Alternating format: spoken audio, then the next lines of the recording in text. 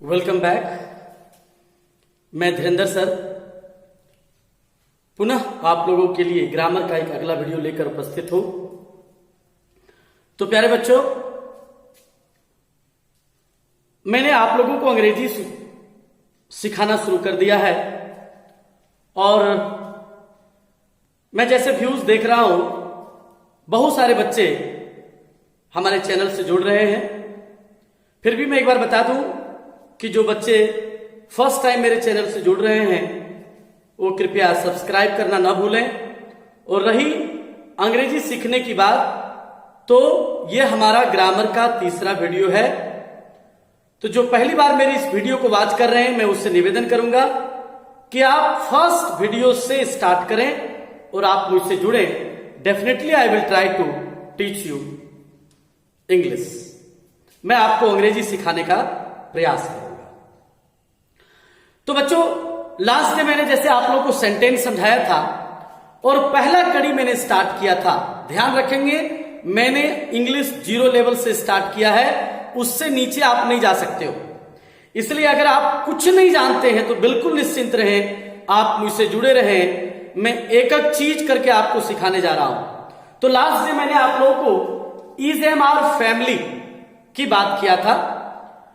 Family आप लोग शायद इंग्लिश में फर्स्ट टाइम सुन रहे होंगे, तो मैं आपको आगे चल करके बताऊंगा कि अंग्रेजी में 2 इंपॉर्टेंट फैमिली हैं जिस पर आधा से अधिक इंग्लिश निर्भर करता है।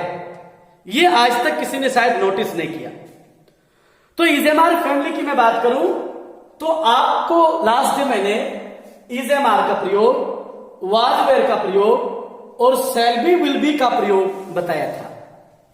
तो मैं थोड़ा सा रिवीजन आपको कर दूं कि इज एम आर का प्रयोग हम लोग कहां करेंगे? जिस वाक्य के अंत में है हूं हो रहे। वाज वेयर का प्रयोग हम लोग कहां करेंगे? जिसके अंत में था थे थी रहे। और शैल बी विल बी का प्रयोग हम लोग कहां करेंगे? जिस वाक्य के अंत में होगा या बनेगा रहे।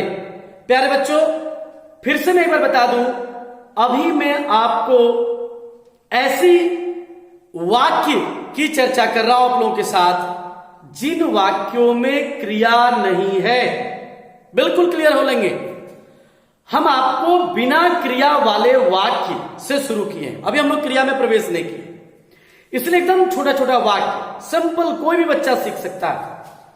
तो फैमिली की जब मैं बात कर रहा था तो आप याद रखोगे कि कहीं भी अगर वाक्य में इज एम आर आ जाए तो उसके पास्ट और फ्यूचर को अब आप खुद से डिसाइड करोगे। दुनिया का कोई भी ऐसा वाक्य जिसके प्रेजेंट में इज एम आर लगा, अगर आप इज एम आर फैमिली को समझ रहे हो तो उसके पास्ट और फ्यूचर को अब आपको सीखने की जरूरत नहीं है। क्यों? क्योंकि इज एम आर अगर प्रेजेंट में हुआ तो पास्ट में वाज वेयर और फ्यूचर में शैल विल बी 100% होना तय है। इसलिए मैंने इसका नाम दिया था इज एम आर फैमिली। तो लास्ट डे आप लोग को मैंने टास्क दिया था, 1 का 18 बनाने के लिए मैंने 2 वाक्य दिए थे।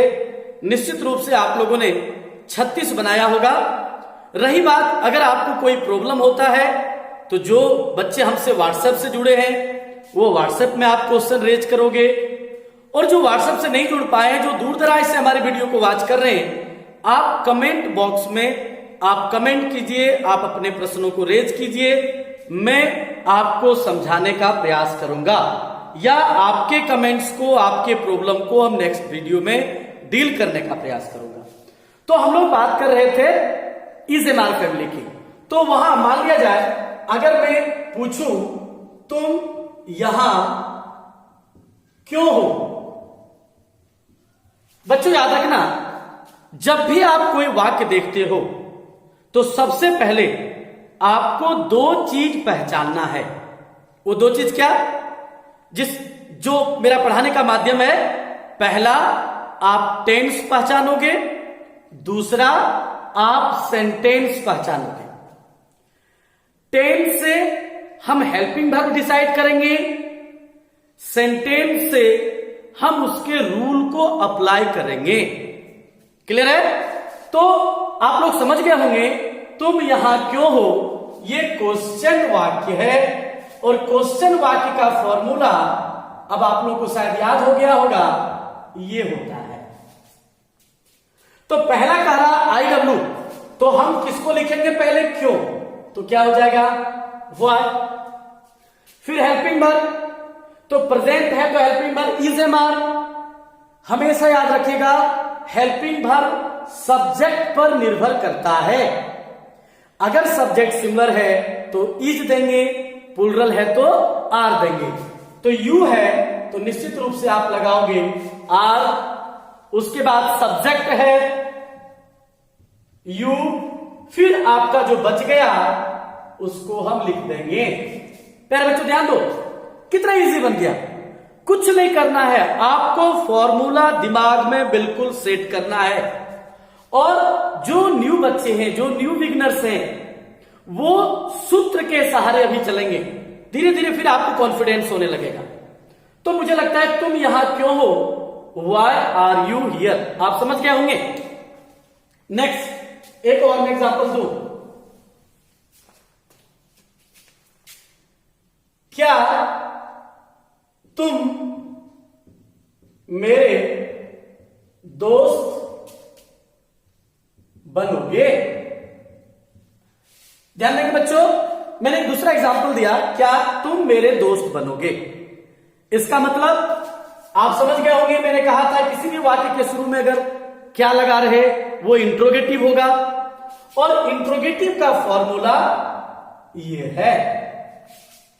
बिल्कुल क्लियर, क्योंकि फॉर्मूला अगर आपके पास आ गया तो आराम से आप लिखेंगे। फिर आप दूसरा पहचानोगे टेंस कौन है, तो फ्यूचर टेंस है, यानी टेंस हो गया फ्यूचर जिसका हेल्पिंग वर्ब शैल विल, और सेंटेंस हो गया इंट्रोगेटिव। तो अब अगर हम बनाएंगे तो हेल्पिंग वर्ब आगे है तो पहले हम विल देंगे क्योंकि हमारा सब्जेक्ट यू है, फिर सब्जेक्ट यू देंगे।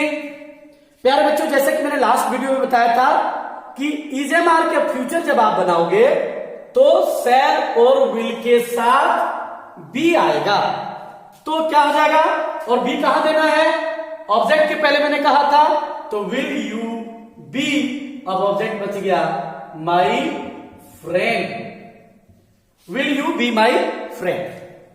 मेरे ख्याल से अब आप लोग इजेमार समझ गए होंगे। इससे रिलेटेड मैंने टास्क दिया था आप लोगों को, लास्ट डे बनाया होगा।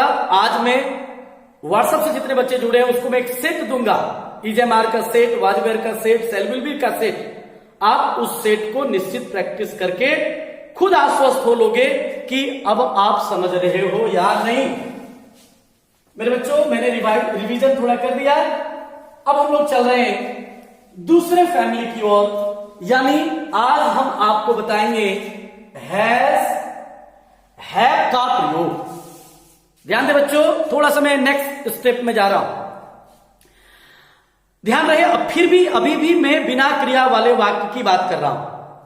तो हैज का प्रयोग कहां करेंगे, मैंने लिखा है जिस सेंटेंस में के पास है, को है, या होता है रहे, या जिससे अधिकार का बोध हो।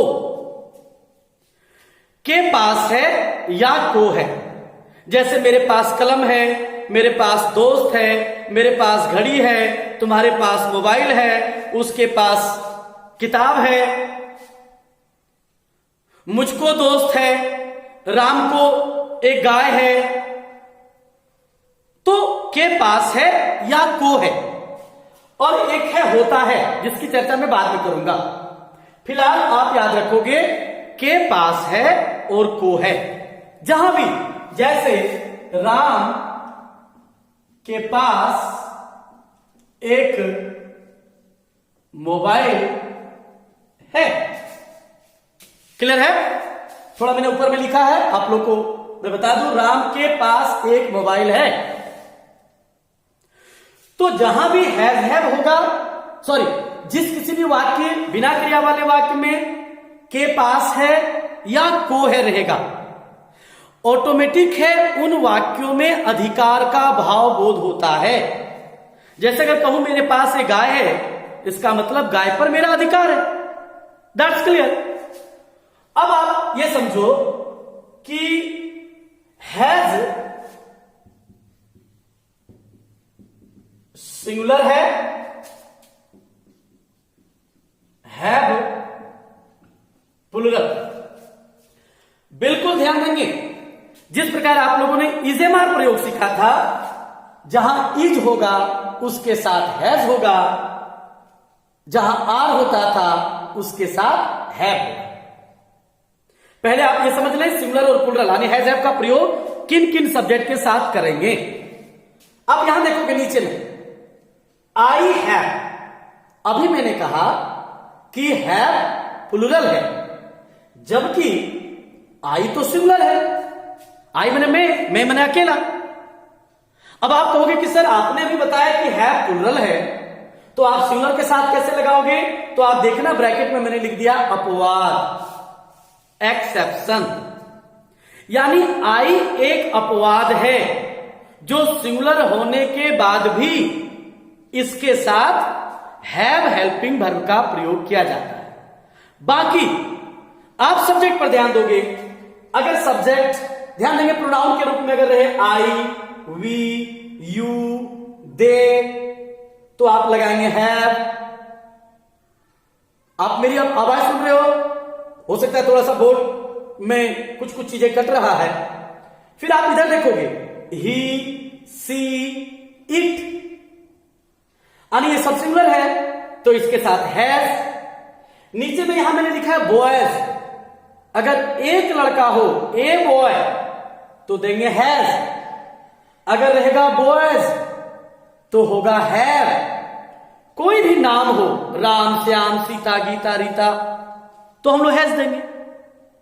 तो प्यारे बच्चों मुझे लगता है कि आप लोग हैज हैव समझ गए होंगे, हैज कहां लगाना है, कहां लगाना है।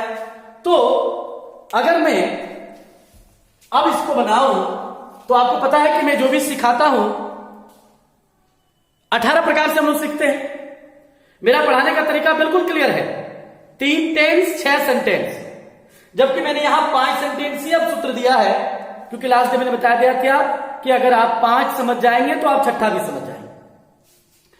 तो जिस प्रकार हम लोगों ने इजेमार, वाजवेयर, सेल विल भी समझा, आप याद रखोगे अगर कहीं भी प्रेजेंट में हैज हैव लगा तो पास्ट में हैड लगेगा। क्लियर है?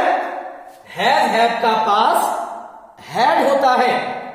अब ध्यान रहे हैड एक है, इसलिए अब आपके मन में अगर ये क्वेरीज हो कि हैड क्या है, सिंगुलर है कि सर प्लुरल है, अगर इकलौता है तो ये सिंगुलर भी है और प्लुरल भी है। बिल्कुल क्लियर। यानी पास्ट में अगर वाक्य के अंत में के पास था या को था रहेगा तो चाहे सब्जेक्ट जो कोई भी हो सबके साथ हम हैड लगाएंगे। बिल्कुल क्लियर। तो हैड की तरह हैज हैव की तरह हैड का भी फॉर्मूला हो जाएगा, बट थोड़ा ध्यान आपको यहां देना है। चलिए मैं थोड़ा सा पहले इसको बना लूं। अगर मैं इसको बनाऊं, राम के पास एक मोबाइल है तो राम हैज अ मोबाइल। वही सूत्र वही है, सेम जो लास्ट वीडियो में मैंने बताया था। सूत्र कभी नहीं बदलेगा, एक बार आप सूत्र को बिल्कुल बढ़िया से दिमाग में सेट कर लीजिए, आपका सारा काम होने लगेगा। प्यारे बच्चों मेरे साथ जुड़ने में बस केवल 2 चीज आपको याद रखना है। आप सेंटेंस को समझने लगिए और टेंस को समझने लगिए, बस। देखिए फिर मैं आपको कैसे आगे ले चलता हूं। दूसरी बात, वाक्य में आप सब्जेक्ट, ऑब्जेक्ट और अभी तो हेल्पिंग वर्ब आ रहा है, तो 3 चीज। तो फिर मैं एक बार आपको रिपीट कर दूं, लास्ट क्लास में भी मैंने बताया था कि जनरली भी याद रखेंगे जो वाक्य के शुरू में होगा वो सब्जेक्ट होगा, लास्ट से हम डिसाइड करेंगे हेल्पिंग वर्ब। तो अभी मैंने कहा था के पास है, देखिए यहां है कि नहीं के पास। राम के पास एक मोबाइल है या रहता राम को एक मोबाइल है, कोई फर्क नहीं पड़ता है। राम के पास एक मोबाइल है या राम को एक मोबाइल है, और जो बच जाए वो हो जाएगा ऑब्जेक्ट।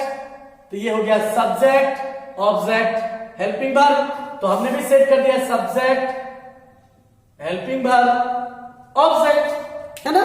अब आप आराम से इसका पार्ट बना लोगे। Ram has not a mobile.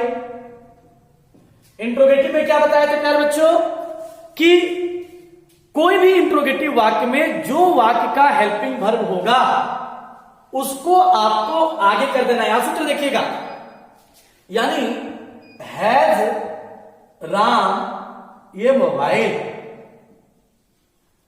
अब इसका इंट्रोगेटिव नेगेटिव में भी आप बना लोगे, has Ram not a mobile. Question why has Ram A mobile. Question plus negative अगर आप बनाना चाहो, why has Ram not a mobile.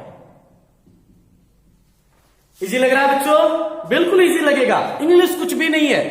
बिल्कुल आप ध्यान से मुझसे जुड़ो। अब ध्यान दो, Ram has a mobile, Ram has not a mobile. यहां ध्यान देना, मेरे सूत्र पर चला है। Ram has a mobile, Ram has not a mobile, has Ram A mobile, has Ram not a mobile, why has Ram A mobile. बिल्कुल सूत्र पर। अब अगर आप प्रेजेंट समझ गए तो राम के पास एक मोबाइल था। मैंने बताया कि 1 का 18 हमको बनाना है, तो राम के पास एक मोबाइल था। अब आप क्या करोगे, जहां जहां हैज था वहां आप हैड कर दो।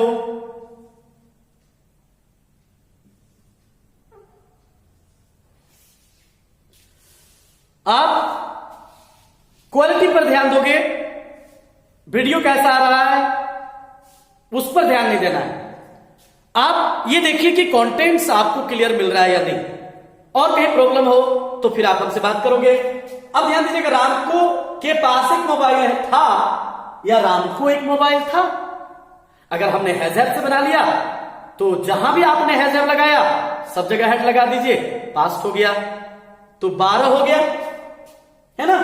अब ध्यान रहे, मैं हमको फ्यूचर देखना है।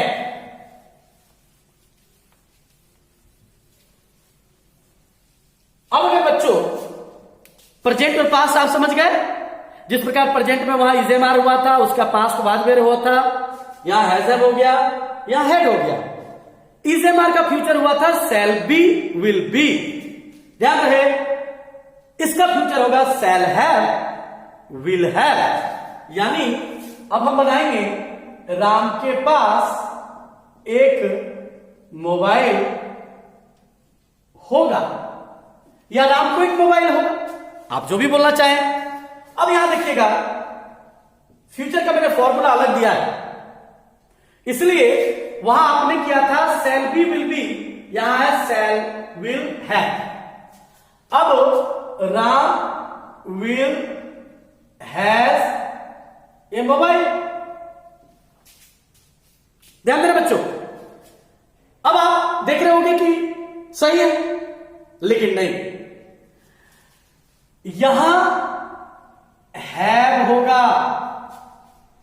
अब आप कहोगे कि सर अभी तो आपने राम के साथ हैज लगाया, तो फ्यूचर में हैव कैसे हो गया? तो ध्यान से सुनोगे बच्चों, किसी भी वाक्य में हेल्पिंग वर्ब मात्र एक वर्ड का होता है। बिल्कुल क्लियर ध्यान रखोगे, हेल्पिंग वर्ब एक वर्ड का होता है। इसलिए आप जो देख रहे हो शैल हैव या विल हैव, आपको यहां 2 हेल्पिंग वर्ब दिखाई दे रहा है, लेकिन हेल्पिंग वर्ब कोई एक ही होगा। तो फ्यूचर का हेल्पिंग वर्ब शैल या विल है। हैव का क्या काम कर रहा है यहां? पास दिलाने का। हैव यहां पास होने का बोध करा रहा है। हैव मैंने पास के पास। तो बढ़िया से यहां ध्यान दोगे कि फ्यूचर में सब्जेक्ट सिमिलर रहे या प्लुरल, शैल और विल के साथ कभी भी हैज नहीं लगेगा। बिल्कुल हैव ही लगेगा, इसलिए अब सही हो गया, Ram will have a mobile. अब आप बिल्कुल बना लोगे, Ram will not have a mobile. Interrogative आप बनाओगे, will Ram have a mobile, will Ram not have mobile, why will Ram have a mobile, why will Ram not have a mobile. प्यारे बच्चों, आप बिल्कुल देखो, मैंने ये सूत्र को फॉलो किया है, मैंने अपने से नया कुछ नहीं किया है। Ram will have a mobile, Ram will not have a mobile, will Ram have a mobile, will Ram not have a mobile. I W, आप समझ रहे हैं, आई डब्ल्यू मतलब interrogative words. Why will Ram have a mobile. Question plus negative आप अपने से create कर लो। तो लास्ट डे की तरह आज भी आप लोग समझ गए होंगे कि 1 का 18 कैसे बनाना है। बिल्कुल क्लियर हो गया, समझ रहे हैं बच्चों। अब आप लोग वीडियो को बढ़िया से देख लिया जाए, क्योंकि सूत्र आपको कॉपी में बढ़िया से उतार लेना है। आपने देख लिया होगा, पॉज करके आप सूत्र पहले बढ़िया से उतार लेंगे कॉपी में, तभी आप बढ़िया से बना पाओगे। तो प्रेजेंट का फॉर्मूला हुआ, पास्ट का फॉर्मूला मैंने एक ही लिखा है, लेकिन आप समझ जाओ कि जो प्रेजेंट का फॉर्मूला वही सेम पास्ट का फॉर्मूला है। जहां हैज हैव है वहां हम हैड लगा देंगे। फ्यूचर का फॉर्मूला भी सेम ही है, बट यहां हैव जो लगा था ताकि आपको प्रयोग में, यूज में दिक्कत ना हो, मैंने अलग से लिख दिया है। बिल्कुल क्लियर है। अब आप थोड़ा सा याद रखना, क्योंकि अब मैं टास्क दूंगा आपको। बहुत का अंग्रेजी मैनी, मच, ये लॉट ऑफ, और कुछ और थोड़ा का अ फ्यू, अ लिटिल और सम। ध्यान रहे बच्चे, बहुत ज्यादा यूज होगा। धीरे धीरे मैं वर्ड भी आपको क्लियर करता चला जाऊंगा। तो अगर वाक्य में कहीं भी बहुत रहे, मेरे पास बहुत किताबें हैं, मेरे पास बहुत कलम है, तुम्हारे पास बहुत पैसा है ना, तो आप ये 3 में से कोई एक वर्ड यूज करेंगे। ये हो गया गिननीय, ये हो गया अगिननीय, और इसका प्रयोग दोनों में। उसी प्रकार यहां भी, सॉरी, गिननीय अगिननीय दोनों में। यानी जैसे रहे राम, जैसे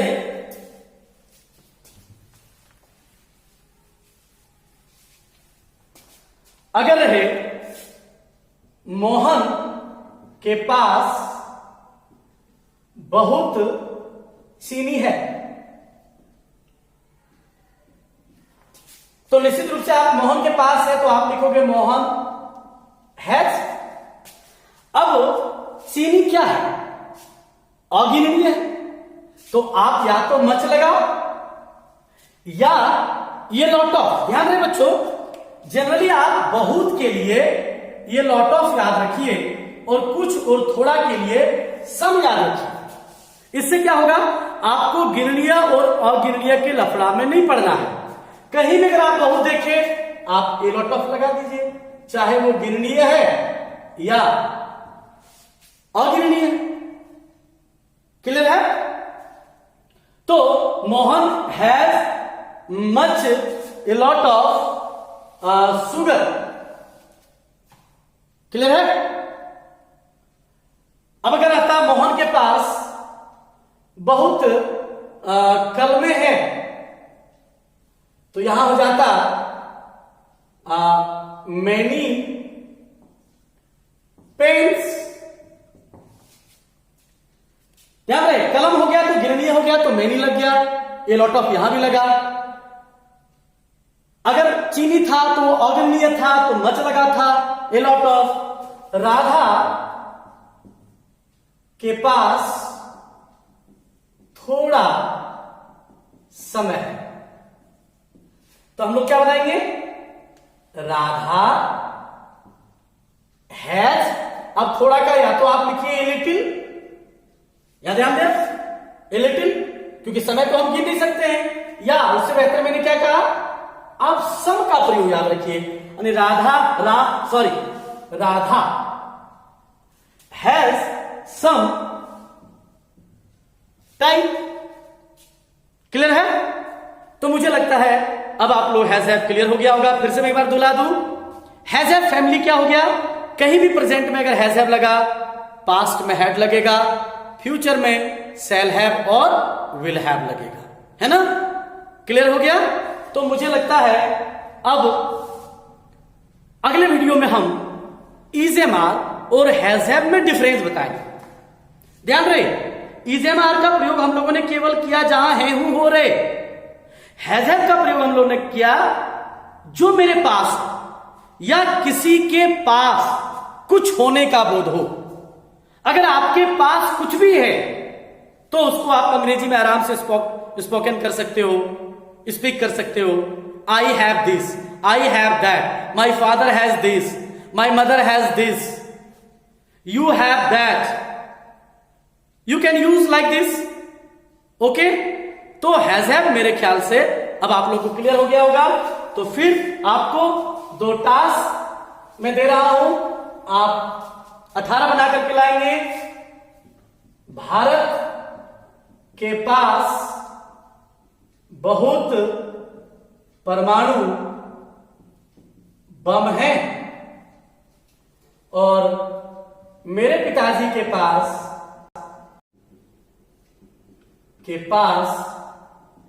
कई गायें हैं। तो फिर से बच्चों 18 और 18 यानी आप 36 बना करके लाओगे। Thank you. अब फिर अगले वीडियो में